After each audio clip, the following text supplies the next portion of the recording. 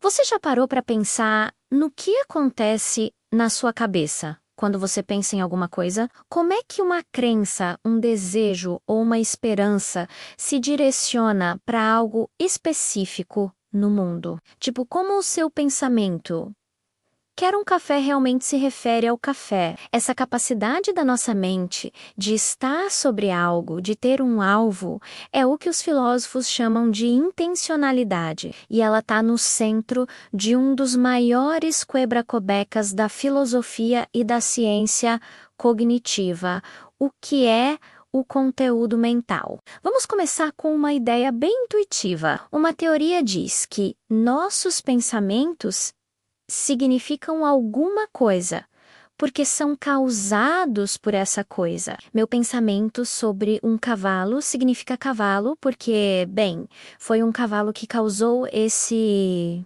pensamento. Essa é a base das teorias causal information, a ideia que há uma conexão confiável. Se não houvesse um cavalo ali, eu não teria pensado em um cavalo. Parece simples, né?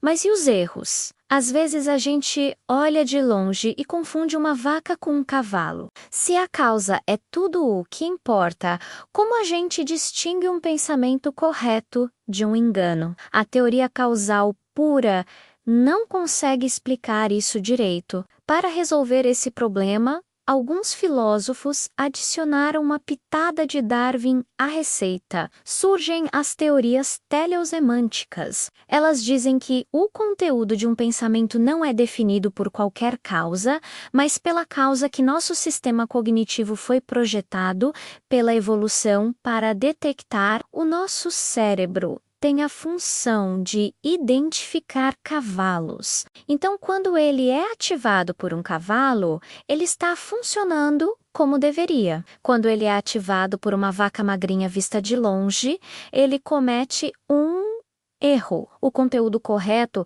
é aquele que o sistema foi selecionado para indicar. A função biológica define o que é certo e o que é errado, mas outros pensadores olham para um lado diferente, o social e o lógico. Para eles, o que dá significado a um pensamento não é sua origem causal ou evolutiva, mas seu papel numa rede de razões e justificativas. É o inferencialismo. Pense assim: entender o que significa acreditar que está chovendo é saber o que se segue disso. Por exemplo, que eu devo pegar um guarda-chuva, que a rua vai ficar molhada e que eu não acreditaria nisso se o céu estivesse azul. O significado de um pensamento é seu lugar no jogo de dar e pedir razões. Essa abordagem valoriza a normatividade, a ideia de que nossos pensamentos podem ser certos ou errados,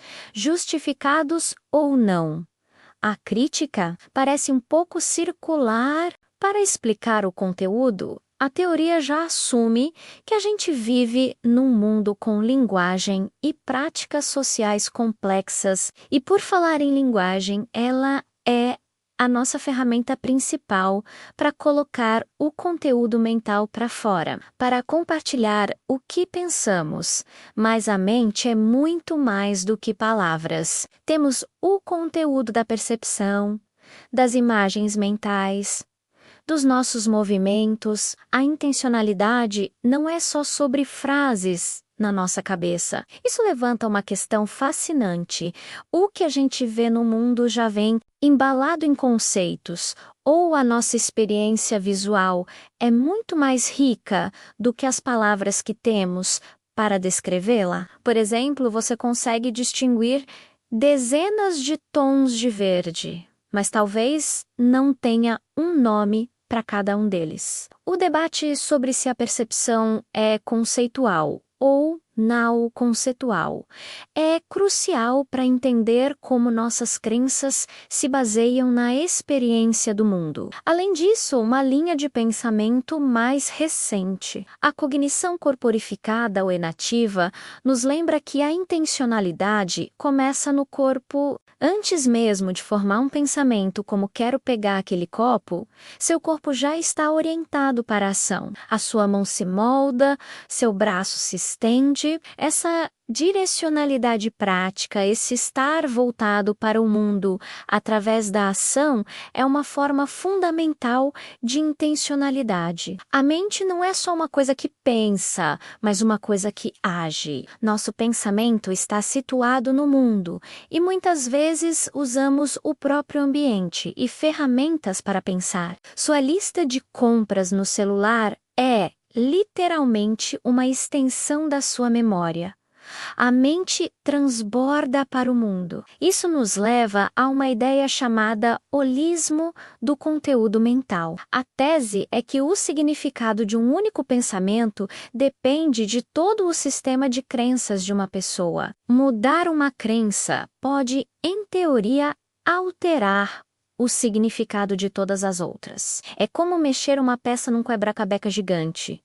Tudo se reajusta. Essa visão ajuda a explicar como aprendemos e mudamos nossos conceitos ao longo do tempo. Mas se tudo está conectado com tudo, como conseguimos isolar pensamentos? A neurociência hoje sugere um meio-termo. Nosso cérebro não é nem uma bagunça totalmente conectada, nem um conjunto de caixinhas isoladas. Ele funciona com redes distribuídas, mas que possuem centros ou hubs e caminhos preferenciais, criando um tipo de holismo mais localizado. E por que a gente não consegue escapar da ideia de certo e errado, de normatividade? Porque nossos pensamentos são avaliados. Se eu digo que acredito que a Terra é plana, as pessoas vão me dizer que eu deveria acreditar que ela é redonda, dadas as evidências. Essa dimensão de dever não parece vir apenas de causas físicas ou funções biológicas. Ela pertence ao que chamamos de espaço das razões. É aqui que as teorias inferenciais e pragmáticas ganham força,